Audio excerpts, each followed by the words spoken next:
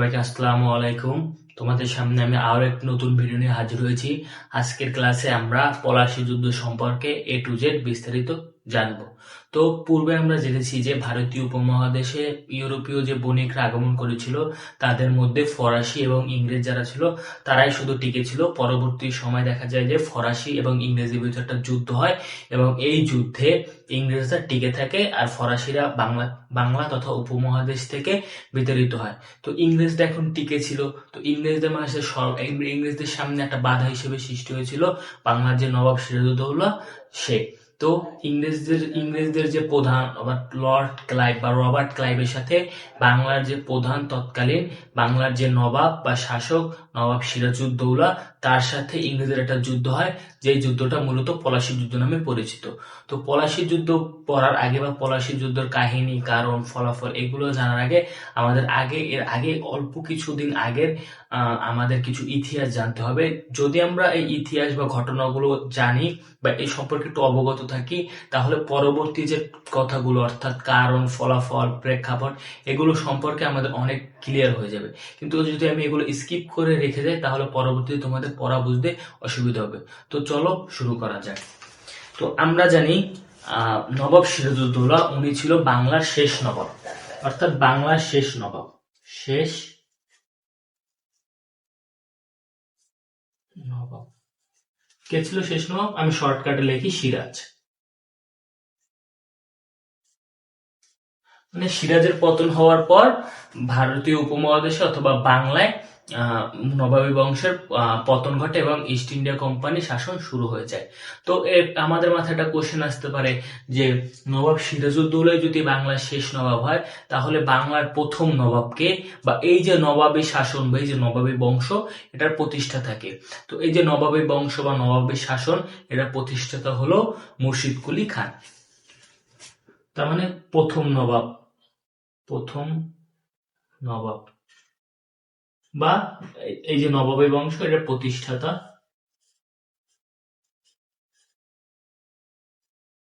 মুর্শিদ কুলি খান।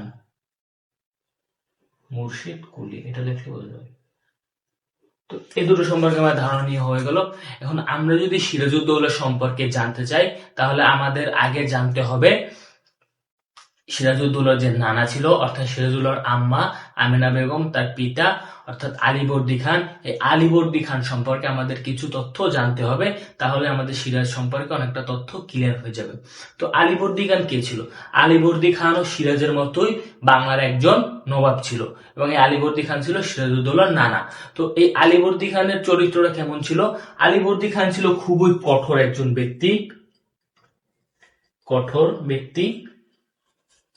এবং আলীবর্দী খানের সময় বাংলায় এই যে জলদস্যুরা আছে অর্থাৎ এই যে মারাঠারা আছে, এই মারাঠারা বিভিন্নভাবে বাংলায় আক্রমণ করত, অত্যাচার করত। মারাঠা জাতি ছিল তারা। তো আলীবর্দী খানের কাজকর্মের ভিতরে সবচেয়ে উল্লেখযোগ্য কাজ হলো মারাঠাদের দমন করা। মারাঠা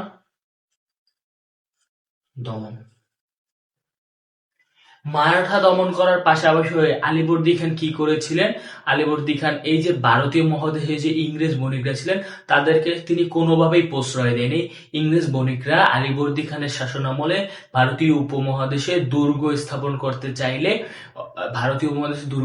করতে চাইলে আলীবর্দী খান তাদেরকে বাধা দেয় এবং তাদেরকে বলে যে আমি থাকতে তোমরা কেন দুর্গ নির্মাণ করবে?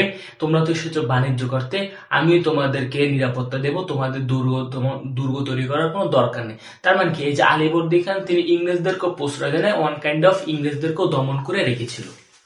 তো বলতে পারি যে ইংরেজদের দমন।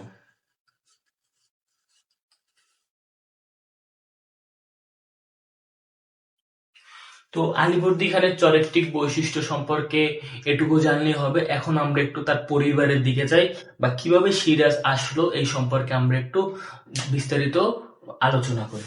তো এই যে আলীবর্দী খান ছিল, ধরলাম এই আলীবর্দী খানের ছিল 3 কন্যা। প্রথম যে সবচেয়ে বড় তার নাম ছিল ঘসেটি বেগম, দ্বিতীয় ছিল তার নাম হলো মাইমুনা মানে মেঝো, আর সবচেয়ে ছোট ছিল আমেনা। ঘসিটি বেগমের আরো একটা নাম আছে, এটা তার নাম আমি সঠিক জানি না, বাট ওনার আরো একটা নাম আছে, এটা মেবি তার আসল নাম হলো মেহেরুন্নেছা।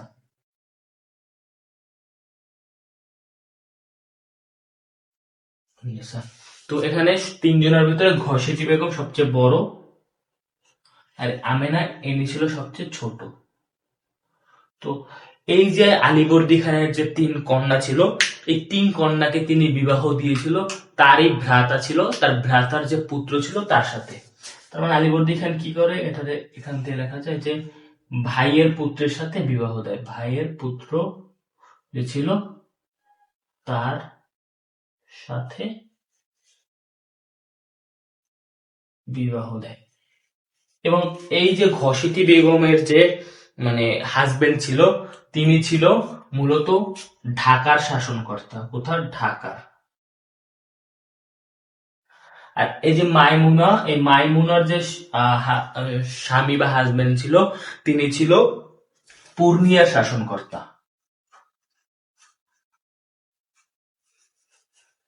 এবং এই যে আমেনা ছিল, এই আমেনার যে হাজবেন্ড ছিল, তিনি ছিল পাটনার শাসনকর্তা।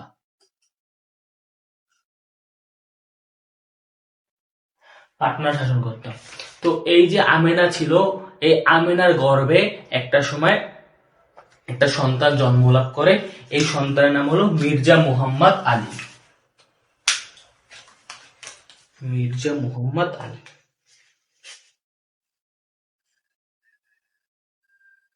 মির্জা মুহাম্মদ। তো এই যে মির্জা মোহাম্মদ ছিল, এই মির্জা মোহাম্মদেরই নাম ছিল নবাব সিরাজউদ্দৌলা। তার মানে নবাব সিরাজউদ্দৌলা, এই মির্জা মোহাম্মদ আলটিমেটলি নবাব সিরাজউদ্দৌলা। নবাব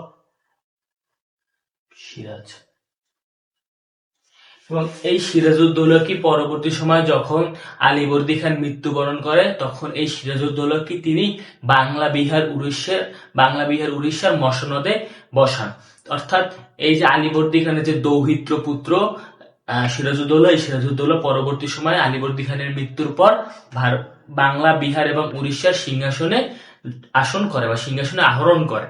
তো দৌহিত্র পুত্র কি, এটা মূলত হলো গিয়ে মানে মেয়ের ঘরের নাতি, মেয়ের ঘরের নাতি, মেয়ের ঘরের নাতি মানে হলো দৌহিত্র, দৌহিত্র পুত্র। তো কত সালে আহরণ করে? 1756 সালের 10ই এপ্রিল। 1756 সালের 10ই এপ্রিল, একটু এটা মুছে নিই তাইলে একটু সুবিধা হবে। তো আমরা যদি এই জায়গা দিয়ে মুছে ফেলি,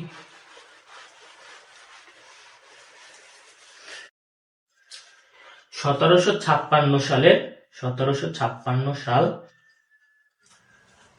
10 এপ্রিল। এই যে 1756 সালের 10ই এপ্রিল নবাব সিরাজউদ্দৌলা বাংলা, বিহার, উড়িষ্যার মসনদে আহরণ করে। তখন তার বয়স ছিল কত?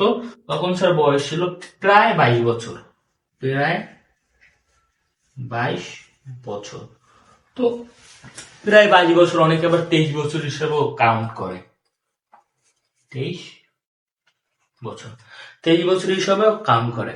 তো যখন দেখা গেল যে আমিনা অর্থাৎ যে ছোট মেয়ের পুত্র বাংলা, বিহার, উড়িষ্যার মসনদে আহরণ করছে, তখন এই যে ঘসিটি বেগম আর এই যে মাইমুনা ছিল, তারা দুজন তাদের মনে একটু অসন্তোষের দানা বাঁধে যে আমাদের দুজনের তো পুত্র ছিল, দুজন বলতে সরি মানে মাইমুনার পুত্র ছিল শওকত জং, আর আমিনার পুত্র ছিল সিরাজউদ্দৌলা। তো এই যে শওকত জং, এই শওকত জং বাংলা, বিহার, উড়িষ্যার মসনদে বসে, এর জন্য কি করে ঘসিটি বেগম যাতে বসতে পারে, এর জন্য ঘসিটি বেগম মাইমুনা কি করলো, আলীবর্দী খানের উপর একটু অসন্তুষ্ট দেখাইলো। তো এই যে শওকত জং ছিল, এই শওকত জং তৎকালীন সময় ছিল, এই যে পূর্ণিয়া ছিল, এই পূর্ণিয়া শাসনকর্তার তৎকালীন সময় শওকত জং ছিল। কে ছিল? শওকত জং। শওকত জং। তো শওকত জং কি করে, ঘসিটি বেগম, শওকত জং, তারপর মাইমুনা, এরা কিছু কিছু মানুষ, তারপরে যে প্রাসাদের যে আমাত্য বর্গ ছিল, তাদেরকে নিয়ে কি করলো, নবাব সিরাজউদ্দৌলার বিরুদ্ধে একটা বিদ্রোহ ঘোষণা করলো শওকত জং। এবং এই বিদ্রোহতে নবাব যে সিরাজউদ্দৌলা ছিল তিনি শওকত জংকে পূর্ণিয়ায় বসে নিহত করেন। কোথায় বসে নিহত করেন? অর্থাৎ এই যে পূর্ণিয়া যেখানে শওকত জং শাসন করত, এই পূর্ণিয়া বসেই শওকত জংকে নিহত করেন। নিহত করে কি করে? নবাব সিরাজউদ্দৌলা। কিন্তু এই যে নবাব সিরাজউদ্দৌলা ছিল খুবই অল্প বয়সে বাংলা, বিহার, উড়িষ্যা মসনদে আহরণ করেছিল। এবং এই যে সিরাজউদ্দৌলা ছিল তিনি ছিল মানে বাবা মায়ের আদরের পুত্র, এই টাইপের একটা, মানে কিভাবে দেশ শাসন করতে হয়, কিভাবে কূটনৈতিক কলা কৌশল অবলম্বন করে বাংলাকে বাঁচাতে হবে, এই সব বিষয়ে তার কোনো ধারণা ছিল না। যার ফলে কি হয়, পরবর্তী সময় তার করুণ পরাজয় বরণ করতে হয়। তো এখানে নবাব সিরাজউদ্দৌলার পিতা ছিল, তার নাম ছিল জয়নুদ্দিন। তো নবাব পিতা ছিল জয়নুদ্দিন। তো ফলাফলে কি হয়, এই যে নবাব সিরাজউদ্দৌলা ছিল তার পতন হয়। কি জন্য পতন হয়? এই যে তার যে দূরদর্শিতা, এর জন্য তার পতন হয়। তো নবাব সিরাজউদ্দৌলা পতনের পিছনে কিছু মানুষ দায়ী ছিল। তো এটা বলা যায় যে পলাশী যুদ্ধের পক্ষ বিপক্ষ, এটি নিয়ে আমরা এখন আলোচনা করব।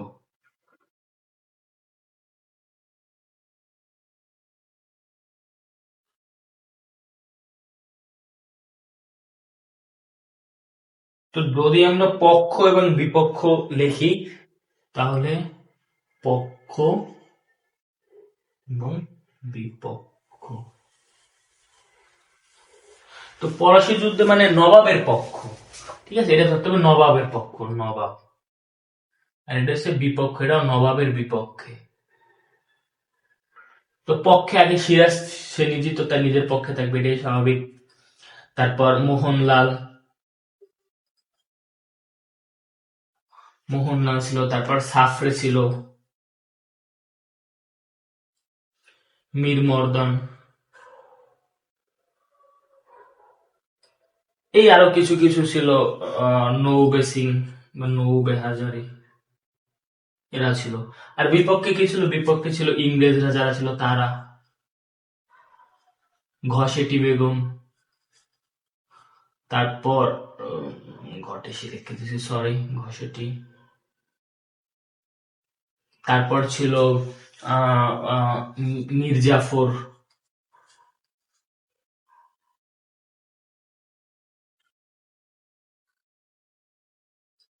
রাজবল্লভ, তার পুত্র ছিল কৃষ্ণবল্লভ।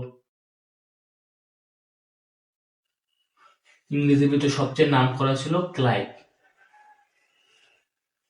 তো এরা ছিল মানে নবাবের পক্ষে ছিল এরা, এবং নবাবের বিপক্ষে ছিল এরা। তো এইটা একটু ভালো করে মনে রাখার চেষ্টা করো, তাহলে আশা করি সব ক্লিয়ার হয়ে যাবে। তো এখন আমরা জানবো যে এই যে পলাশী যুদ্ধটা এটা কিসের জন্য হয়েছিল, বা পলাশী যুদ্ধের মূল কারণটা সম্পর্কে আমরা এখন জানবো। তো এখন আমরা জানবো পলাশী যুদ্ধের কারণ, বা কোন কোন কারণের জন্য পলাশী যুদ্ধ হয়েছিল। তো প্রথম কারণ কি? প্রথম কারণ হলো প্রাসাদ ষড়যন্ত্র। প্রাসাদ ষড়যন্ত্র কি? অর্থাৎ এই যে নবাব সিরাজউদ্দৌলার প্রাসাদে যারা ছিল, অর্থাৎ তার যে সিপাহ সালার, তারপর কোষাধ্যক্ষ, তারপর মন্ত্রী, বিভিন্ন রাজা, এরা মিলে কি করেছিল?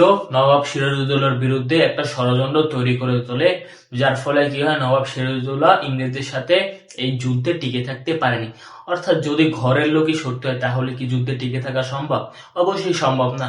তো এই যে ইংরেজরা ছিল, এই ইংরেজরা পরবর্তী সময় নবাবের যে প্রাসাদে যারা আমাত্যবর্গ ছিল তাদের সাথে একটা সন্ধি করে নবাবের যে গোপন গোপন কথাগুলো ছিল, এই কথাগুলো এই ইংরেজদের কানে পৌঁছে দেয়। যার ফলে কি হয়, যখন নবাব জানতে পারে তখন আলটিমেটলি এটা যুদ্ধে পরিণত হয়। তারপর কাশিমবাজারে আক্রমণ। কাশিমবাজারে আক্রমণ কেমন? যে আমরা জানি যে ইংরেজরা ভারতীয় উপমহাদেশে অনেক কুটির স্থাপন করেছিল, তার মধ্যে কাশিমবাজারে কুটিরা ছিল অত্যন্ত গুরুত্বপূর্ণ একটা কুটি, বা সবচেয়ে বড় একটা কুটি। তো এই কুটিরে কি করে, নবাব অতর্কিতভাবে হামলা চালায়, এবং এই যে এই কুটিরে ইংরেজদের যে দামি দামি যে জিনিসপত্র বা আসবাবপত্র গুলো ছিল তা নবাব নিয়ে নেয়, যা ছিল আসলে একটা মানে আতর্কিত ঘটনা, যেটা আসলে ইংরেজরা আন্দাজ করতে পারেনি, এরকম একটা ঘটনা। তো এখানে নবাব আক্রমণ করে এবং তাদের যে দামি দামি আসবাবপত্রগুলো আছে সেগুলো সে সাথে করে নিয়ে যায়। তারপরে হচ্ছে উপঢৌকন পাঠাতে বিলম্ব। উপঢৌকন মানে কি? উপঢৌকন মানে হচ্ছে সওগাত বা নজরানা, এই টাইপের কিছু। তো তৎকালীন সময় একটা নীতি ছিল যে যখন বাংলায় নতুন নবাব শাসন করবে বা যখন বাংলায় নতুন নবাব মসনদে আহরণ করবে, তখন বাংলায় বা বাংলা, বিহার, উড়িষ্যা বা ভারতীয় উপমহাদেশে যারা বাণিজ্য করার জন্য বাহিরের দেশ থেকে আসতো, তারা উক্ত নবাবকে অর্থাৎ নতুন নবাবকে সম্মান হিসাবে উপঢৌকন পাঠাবে। কিন্তু এই যে ইংরেজরা আছে, তারা কি করেছিল? নবাব সিরাজউদ্দৌলা বাংলার মসনদে বসার পরও ইংরেজরা কি করে? তাকে সম্মানসূচক হিসাবে কোন রকম উপঢৌকন বা নজরানা পেশ করেনি। যার ফলে কি হয়? নবাব সিরাজউদ্দৌলার আত্মসম্মানে লাগে এবং তিনি মনে করে যে এটা তার জন্য একটা অপমান। তো এর জন্য পলাশী যুদ্ধ, এটাও পলাশী যুদ্ধ অন্যতম একটা কারণ। তারপর ছিল দুর্গ নির্মাণ। আমরা জানি যে আলীবর্দী খানের সময় ইংরেজরা বাংলা, বিহার, উড়িষ্যায় কোন রকম দুর্গ স্থাপন করতে পারেনি। তো নবাব সিরাজউদ্দৌলা আলীবর্দী খানের মৃত্যুর পর যখন নবাব সিরাজউদ্দৌলা বাংলার মসনদে আহরণ করেছিল, তিনিও এই যে ইংরেজরা ছিল তাদেরকে বলেছিল যে তারা যেন বাংলায় কোন রকম ভাবে দুর্গ স্থাপন না করে। কিন্তু এই যে সিরাজের যে আদেশটা ছিল, বাংলা নবাব হিসেবে তিনি যে আদেশটা দিয়েছিল, ইংরেজরা কি করে? এই আদেশটাকে উপেক্ষা করে। আর 1700 খ্রিস্টাব্দে কি করে? আমরা জানি যে ফোর্ট উইলিয়াম, রাজা তৃতীয় ফোর্ট উইলিয়ামের নামে একটা দুর্গ নির্মাণ করে, ফোর্ট উইলিয়াম দুর্গ। তো এখানে সিরাজ মনে করে যে আমি একজন বাংলার নবাব, আমার কথা উপেক্ষা করে সামান্য ইংরেজ বণিকরা যারা অন্য দেশ থেকে আমাদের দেশে বাণিজ্য করতে এসেছিল, তারা আমার কথা উপেক্ষা করে আমার এলাকায় বা আমার যে এরিয়াটা আছে বা আমার যে শাসন, যে আমি যে জায়গাটা শাসন করি, এই জায়গায় এসে তারা একটা বড় দুর্গ নির্মাণ করে তাদের ঘাঁটি স্থাপন করবে, এটা কিরকম একটা বিষয় হয়ে যায় না? তো এর জন্য মানে নবাব সিরাজউদ্দৌলা কি করেছে? তাদের উপর রাগান্বিত হয়। এটা অন্যতম একটা কারণ পলাশী যুদ্ধের। তারপর হলো গিয়ে কৃষ্ণদাসকে আশ্রয়। এই কৃষ্ণদাস ছিল নবাবের যে এক রাজা ছিল, অর্থাৎ এই যে ঘসিটি বেগম ঢাকার যে নায়েব ছিল, তার তার কোষাধ্যক্ষ ছিল এই কৃষ্ণদাসের বাবা রাজবল্লভ। তো এই রাজবল্লভ কি করেছিল? তৎকালীন তার চাকরি জীবনে বা এই যে ঢাকা থাকাকালীন তিনি অনেক টাকা আত্মসাৎ করে খেয়ে ফেলেছিল, যেটা নবাব পরবর্তী সময়ে জানতে পারে এবং তিনি কি করে? রাজবল্লভকে তার সাথে দেখা করতে বলে। তো তখন কি করলো? এই যে রাজবল্লভের যে পুত্র ছিল কৃষ্ণদাস এবং রাজবল্লভ, তারা একসাথে মিলে এই ঢাকা পরিত্যাগ করে কলকাতায় গিয়ে আশ্রয় নেয়। কাদের কাছে আশ্রয় নেয়? ইংরেজদের যে গভর্নর ছিল তৎকালীন রজার ড্রেক, এই ড্রেকের কাছে আশ্রয় নেয়। তো এখানে দেখা যায় যে নবাবের যে শত্রুটাকে ইংরেজরা আশ্রয় দিয়েছিল, যার জন্য নবাব ইংরেজদের প্রতি বিক্ষুব্ধ মনোভাব প্রকাশ করে বা তাদের প্রতি একটা তাদের বিক্ষুব্ধ মনোভাব প্রকাশিত হয়। যার ফলে কি হয়? নবাব ইংরেজদের প্রতি আস্তে আস্তে রাগান্বিত হয়ে পলাশী যুদ্ধের দিকে ধাবিত হতে থাকে। তারপর নবাবের দূতকে অপমান, অর্থাৎ এই যে নবাবের যে দূত ছিল, এই নবাবের দূত কি করেছিল? এই যে কৃষ্ণদাসকে ফিরিয়ে আনার জন্য এই যে ইংরেজদের যে দুর্গ আছে বা ইংরেজদের যে কুটির আছে, এই কুটিরে নবাবের দূতকে পাঠানো হয় যেন তারা কৃষ্ণদাসকে ফিরিয়ে দেয়। কিন্তু ইংরেজরা কি করেছিল? ইংরেজরা করেছিল যে কৃষ্ণদাসকে তো তারা ফিরিয়ে দেয়নি, বরং এই যে নবাবের যে দূত আছে তাকে কি করে? তারা অপমান করে পাঠিয়ে দেয়। তো নবাব পাঠাইছে দূত রে, নবাবের একজন দূত পাঠাইছে কাদের কাছে? যারা সামান্য একটু ভারতীয় উপমহাদেশে বাণিজ্য করতে এসেছে তাদের কাছে পাঠিয়েছে। তো এই নবাবের দূতকে সামান্য একজন বণিকেরা নবাবের দূতকে অপমান করেছে, এটা নবাবের আত্মসম্মানের বাজে। এটা পলাশী যুদ্ধের অন্যতম একটা কারণ হিসেবে ধরা হয়। এই 6টা কারণ ছাড়াও আরো বিভিন্ন রকমের কারণ আছে, যে কারণগুলোর জন্য আসলে পলাশী যুদ্ধ হয়েছিল বলে মনে করা হয়। তার মধ্যে আরো কিছু ছিল, যেমন আলীনগরের সন্ধি। আলীনগরের সন্ধিটা আসলে কি?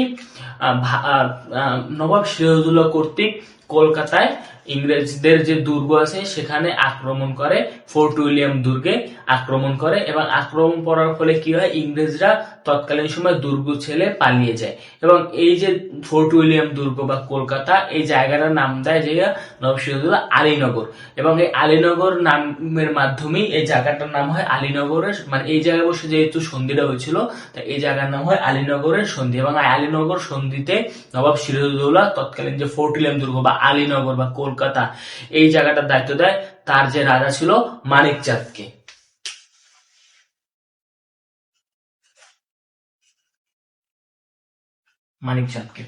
এবং এই মানিক চাঁদ কি করে, পরবর্তী সময় রবার্ট ক্লাইভ অর্থাৎ ইংরেজদের যে প্রধান যে ছিল তার সাথে একসাথে মিলে, অর্থাৎ এই যে রবার্ট ক্লাইভ তিনি কি করে, ঘুষের মাধ্যমে মানিক চাঁদের কাছ থেকে পুনরায় এই ফোর্ট উইলিয়াম দুর্গ বা কলকাতা যেটা আছে সেটা দখল করে নেয়।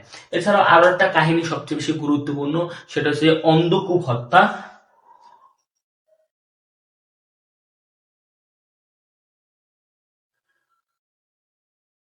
অন্ধকূপ হত্যাটা আসলে কি, অন্ধকূপ হত্যা ছিল তৎকালীন যে ইংরেজদের যে সার্জন ছিল তার নাম ছিল হলোওয়েল। এই হলোওয়েল কর্তৃক একটা মিথ্যে বানোয়াট গল্প। নবাব সিরাজউদ্দৌলা কি করেছিল, ফোর্ট উইলিয়াম দুর্গে যখন আক্রমণ করেছিল তখন রজার ড্রেক, তারপর ওয়াটস, তারপর ছিল রবার্ট ক্লাইভ, তারা কি করে এই দুর্গ থেকে পালিয়ে যায়, কিন্তু কিছু সৈন্য ছিল তারা আটকা পড়ে যায় দুর্গে এবং এই যে তারা আটকা পড়ে যায় তখন এই যে অন্ধকূপ হত্যার যে বানোয়াট মিথ্যা কথা বা মিথ্যা গল্প যেটা বানানো হয়েছিল হলোওয়েল, এই হলোওয়েলও তৎকালীন সময় ওই দুর্গের ভিতরে অবস্থান করতেছিল এবং হলোওয়েল কর্তৃক বর্ণিত আছে যে ছোট্ট একটা কক্ষে প্রায় 130 থেকে 150 জন ইংরেজ সৈন্যকে বন্দী করে মারা হয় এবং ওই কক্ষটা এতটাই ছোট ছিল যে 140 থেকে 150টা বইও যদি তাক তাক করে রাখা হয় তাহলেও ওটা ওই কক্ষে মানে ধরবে না। কিন্তু ওই জায়গায় অতটুকু একটা কক্ষে ইংরেজদের মতো বণিকদেরকে 140 থেকে 150 জন সৈন্যকে অতটুকু একটা কক্ষে আটকিয়ে রাখা হয়েছিল। এটা একটা আসলে একটা মিথ্যা কথার মতো একটা অবস্থা। এটা যারা আসলে চিন্তা করতে পারবে তারাই বুঝতে পারবে যে এটা আসলে সত্যি কাহিনী নাকি বন্ধ কাহিনী। তো এরকম একটা মিথ্যে কাহিনী বলে নবমীর নামে একটা মিথ্যা অপবাদ ছড়ানো, এটা পলাশী যুদ্ধের একটা অন্যতম কারণ। তো আশা করি এই কারণগুলো দেখলেই হয়ে যাবে যে এই কারণগুলোর জন্যই মূলত বাংলায় পলাশী যুদ্ধ হয়েছিল ইংরেজদের সাথে এবং নবাবদের সাথে। এখন আমরা জানবো এই যে পলাশী যুদ্ধ এই কারণে হয়েছিল, এই পলাশী যুদ্ধ আসলে ফলাফলটা কি বা এই পলাশী যুদ্ধ হওয়ার পরে কি হয়েছিল এইটা সম্পর্কে আমরা এখন জানবো। তো এখন আমরা জানবো পলাশী যুদ্ধের ফলাফল হিসেবে।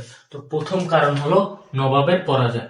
নবাবের পরাজয় কি, পলাশী যুদ্ধের মাধ্যমে নবাবের পরাজয় বরণ করে এবং পরবর্তী সময় মীর জাফরের যে পুত্র ছিল মীর মিরন, এই মীর মিরনের নেতৃত্বে মোহাম্মদ ইমেক 10,000 টাকার বিনিময়ে নবাব যে সিরাজউদ্দৌলা ছিল তাকে হত্যা করে, অর্থাৎ নির্মমভাবে তাকে হত্যা করা হয়।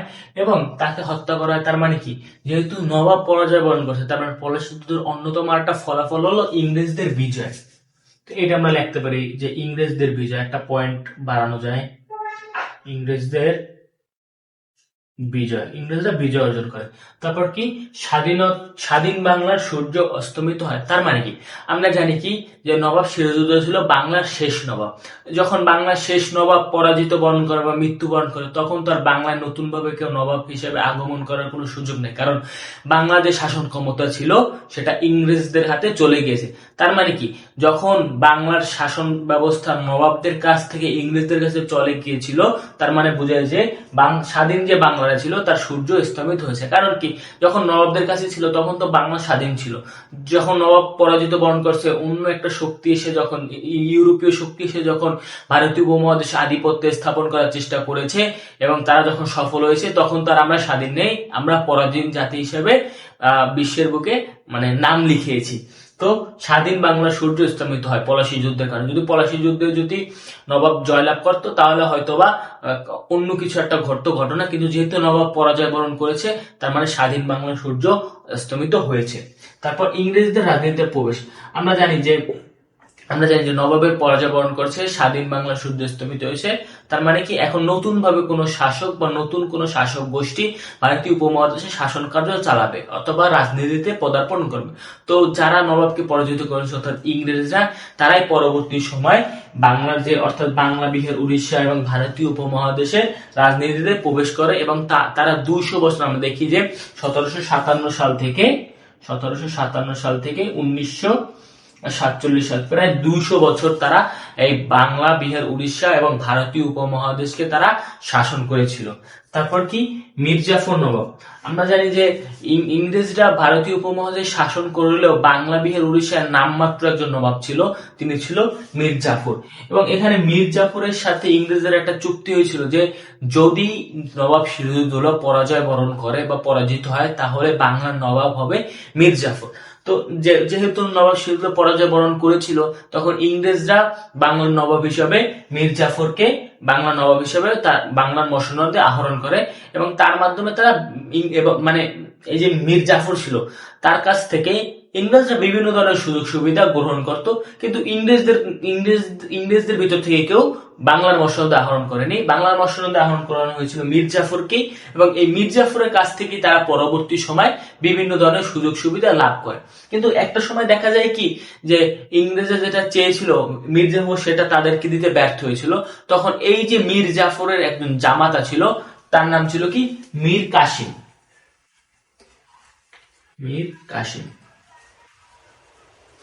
এই মীর কাসিমকে পরবর্তীতে বাংলার নবাব হিসাবে বাংলার মসনদে আহরণ করা হয়।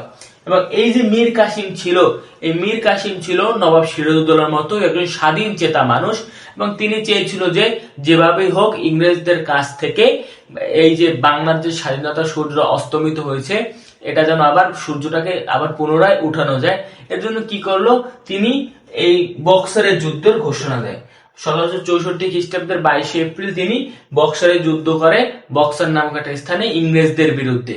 তো এটা পলাশী যুদ্ধের ফলাফল হিসেবে ধরা হয়, কারণ যদি পলাশীর যুদ্ধে ইংরেজরা না জিততো, তাহলে তো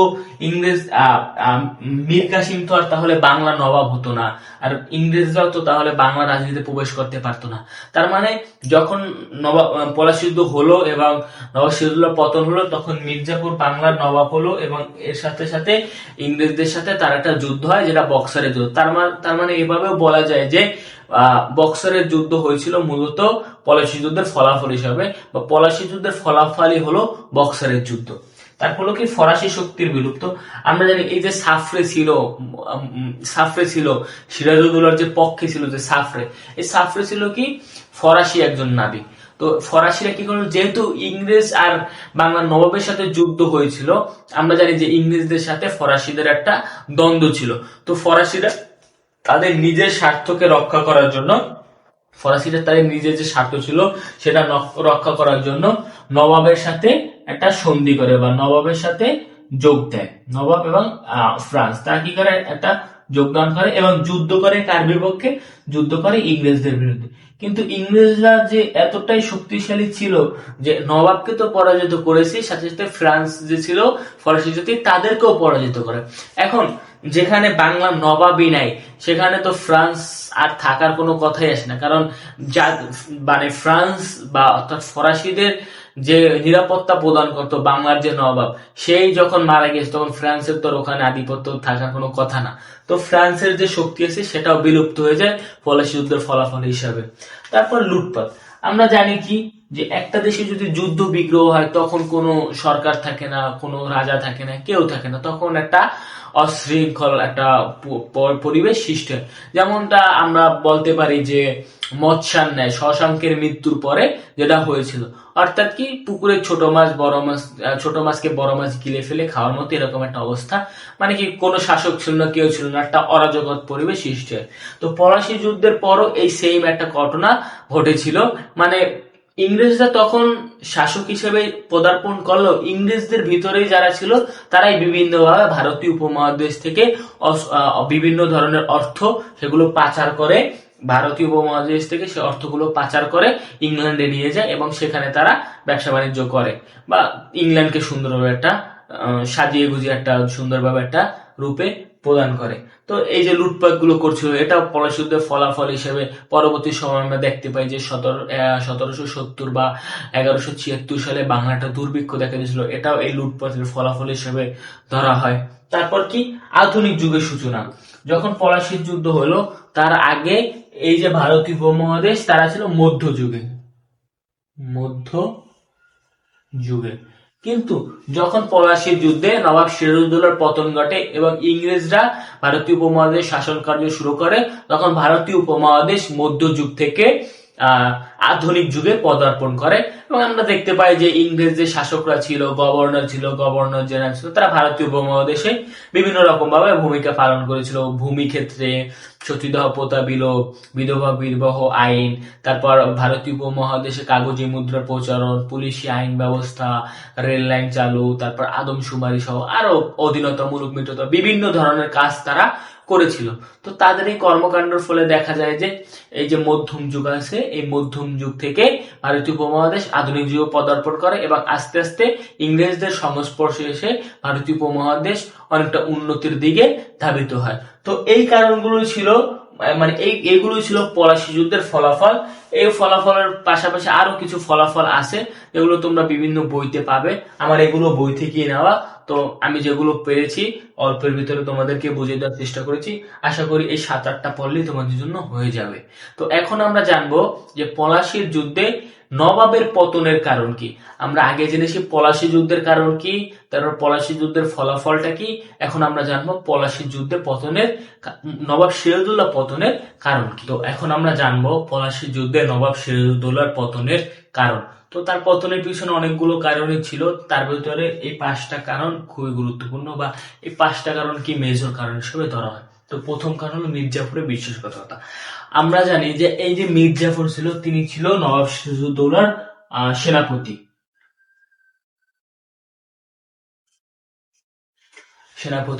অর্থাৎ বলতে গেলে আমাদের যে দেশীয় ভাষা যে নবাব সিরাজউদ্দৌলার ডান হাত ছিল এই মীর জাফর। কিন্তু এই মীর জাফর কি করছিল, এই মীর জাফরের আন্ডারে সকল নবাবের যত সেনা ছিল, এই যে 50,000 পদাতিক বাহিনী আমরা যেটা জানি বইতে পড়েছি, এই 50,000 বাহিনীর ভিতরে মীর জাফরের আন্ডারে অর্থাৎ মীর জাফরের অধীনেই ছিল অনেক সেনাবাহিনী। তো মীর জাফর ছিল একজন বিশ্বাসঘাতকতা। তিনি কি করেছিল, এই যে ইংরেজরা যে প্রধান ছিল ক্লাইভ, এই ক্লাইভের সাথে মীর জাফর একটা সন্ধি করে এবং চুক্তি করে। এই অনুযায়ী সে পলাশী যুদ্ধে মীর জাফরকে সহায়তা করবেন, নবাব সিরাজউদ্দৌলাকে সহায়তা করবে না। এর পরিবর্তে নবাব সিরাজউদ্দৌলা যদি পরাজয় বরণ করে তাহলে মীর জাফরকে বাংলার মসনদে আহরণ করানো হবে। তো মীর জাফর এই চুক্তিতে রাজি হয়ে যায় এবং সে পরবর্তী সময় যখন 1757 সালের 23শে জুন ভাগীরথী নদীর তীরের আমবাগানে যখন পলাশী যুদ্ধ শুরু হয়, তখন এই যে মীর জাফর অর্থাৎ এই যে মীর জাফর যে সেনাপতি, তার অধীনে যত সেনাবাহিনী ছিল, সাপোজ ধরলাম যে তার অধীনে ছিল 20,000 সেনাবাহিনী, অর্থাৎ 20,000 সেনাবাহিনী তার অধীনে পলাশী যুদ্ধে যুদ্ধ করত। কিন্তু এই 20,000 সেনাবাহিনী কি করেছিল, পলাশী যুদ্ধে কোন রকম ভাবে অংশগ্রহণ করেনি। যার ফলে কি হয়, নবাবের অনেকটা শক্তি কমে যায়, বা যখন দেখা যায় যে 50,000 মানুষ যুদ্ধ করতো সেখানে 20,000 মানুষ কম যুদ্ধ করতেছে, তখন এটা আত্মবিশ্বাসের দিক তো আত্মবিশ্বাস একটু কমে যায়। তারপরে দেখা যায় যে অন্য অন্য যে সমস্যাগুলো আছে, সংখ্যায় কম হলে যে সমস্যাগুলো দেখা যায় ওগুলো দেখা দিয়েছিল। তো এই যে মীর জাফরের যে বিশ্বাসঘাতকতা করেছিল, এই বিশ্বাসঘাতকতার জন্য মূলত বলা যায় যে নবাব সিরাজউদ্দৌলার পতন হয়েছিল। কারণ মীর জাফর যদি থাকতো তাহলে দেখা যাইতো যে এই যুদ্ধটায় একটা ভালো ফলাফল অর্জন করা যেত। তারপর অদূরদর্শিতা, তার মানে কি, আমরা জানি যে নবাব সিরাজউদ্দৌলা যে ছিল, তিনি কত বছর বয়সে বাংলার মসনদ আহরণ করেছিল, মাত্র 22 বছর বয়সে। মানে 22 বছর বয়সে তিনি মসনদ আহরণ করেছিল। কিন্তু মসনদে আহরণ করার পূর্বে তার এই যে রাজনৈতিক জ্ঞান সম্পর্কে তার অতটা ধারণা ছিল না। তিনি ছিল ওই যে প্রথমেই যে বলেছিলাম তোমাদেরকে যে বাবা মায়ের আদরের ছেলে, অর্থাৎ রাজনৈতিক সম্পর্কে অত ধারণা ছিল না। ইংরেজদের সাথে কিভাবে কূটকৌশল ভাবে ব্যবসা বাণিজ্য করা যায় সে সম্পর্কে তার কোনো ধারণা ছিল না, কিন্তু সে বাংলার মসনদে আহরণ করেছিল। যার ফলে কি হয় যে তিনি অনেক বড় বড় ভুল সিদ্ধান্ত নিয়ে ফেলে, যা তার পতনের অন্যতম একটি কারণ। তারপরের কারণ ছিল ব্রিটিশ কূটকৌশল। এই যে ব্রিটিশরা ছাড়া ছিল, এই ব্রিটিশরা ছিল খুবই সুচতুর, তারপর তোমার ছিল বুদ্ধিমান, বুদ্ধিমান, সুচতুর, বুদ্ধিমান, কূটকৌশলের দিক দিয়ে অনেকটা চালাক ছিল। তো এইসব কারণে দেখা যায় যে এই যে আমাদের যে নবাব ছিল, অপরিণিত বয়সের যে নবাবটা ছিল, 22 বছর বয়সে যিনি নবাব হয়েছিল, এই নবাব এই যে ইংরেজদের যে কূটকৌশল, তাদের সামনে নবাব টিকে থাকতে পারেনি। তিনি সকলকে বিশ্বাস করা শুরু করছিল। বাংলা যে নবাব তিনি তার যে প্রাসাদে যারা ছিল তাদের সবাইকেই তিনি বিশ্বাস করতেছিল, ভাবছিল যে তারা সবাই হয়তোবা নবাবের পক্ষে। কিন্তু এই যে ব্রিটিশরা ছিল, এই যে কূটকৌশলী ছিল, তারা কি করেছিল, নবাবের যে পাশের যে লোকগুলো ছিল বা একেবারে কাছের লোক, তাদেরকে টাকা পয়সা দ্বারা কিনে নেয়। তো ব্রিটিশদের এই কূটকৌশলের কারণেও দেখা যায় যে নবাবের পতনটা ঘটেছিল। তারপর চারিত্রিক অবনতি। তৎকালীন সময় এই যে বাংলার যে লোকজন ছিল, তাদের চরিত্রের দিক থেকে একটা অবনতি ঘটেছিল। কেমন অবনতি? এই যে ব্রিটিশদের কূটকৌশল খাটাইছিল, টাকার মাধ্যমে কি করেছিল, এই যে বাংলার যে নবাবের যে আমাত্যবর্গ ছিল, অর্থাৎ মন্ত্রী, তারপর তার যে রাজা, তারপর তার যে তোমার মনে করো সেনাপতি, এই সেনাপতি তাদেরকে কি করে, টাকা দিয়ে কেন নেয়। এবং তারা কি করে, এই যে টাকার কাছে এই লোকগুলো কি হেরে যায়। তার মানে কি, টাকার কাছে হেরে যায় এবং বাংলাকে ইংরেজদের হাতে তুলে। তার মানে কি, এটা একটা চারিত্রিক অবনতি না? এই চারিত্রিক অবনতির কারণেও পলাশীর যুদ্ধে নবাব সিরাজউদ্দৌলার পতন ঘটেছিল। তারপর কি, প্রাসাদ ষড়যন্ত্র। প্রাসাদ ষড়যন্ত্র আমরা আগেই পড়েছি যে নবাবের প্রাসাদে যারা বসবাস করতো, অর্থাৎ এই যে ঘসিটি বেগম, এই ঘসিটি বেগম কি করে, নবাবের প্রাসাদে যারা ছিল তাদের তাদের বিরুদ্ধে, মানে তাদের সাথে একসাথে মিলে নবাব সিরাজউদ্দৌলার পিছনে লেগেছিল। এবং যার ফলে কি হয়, নবাব সিরাজউদ্দৌলা অল্প বয়সে এতটা চাপ নিতে পারেনি। পরবর্তীতে দেখা যায় যে তার পতন ঘটেছিল। তো মূলত এই কারণগুলোর জন্য নবাব সিরাজউদ্দৌলার পতন ঘটেছিল বা পতন হয়েছিল। যার ফলে কি, নবাব সিরাজউদ্দৌলা যখন পতন ঘটে এবং বাংলা, বিহার, উড়িষ্যার যে স্বাধীনতা সূর্য, সেটা স্তমিত হয় এবং ইংরেজরা পরবর্তীতে 200 বছর শাসন করে। তো এখানে নবাব সিরাজউদ্দৌলার পলাশী যুদ্ধের পর আরো একটা কাহিনী ছিল, সেটা ছিল বক্সারের যুদ্ধ, যেটা সম্পর্কে আমরা পরবর্তী ভিডিওতে জানবো। তো আজকে এই পর্যন্তই। পরবর্তীতে নতুন একটি ভিডিওতে তোমাদের সাথে দেখা হবে। যদি আমার চ্যানেলে তোমরা নতুন হয়ে থাকো, তাহলে অবশ্যই আমার চ্যানেলটি সাবস্ক্রাইব করবে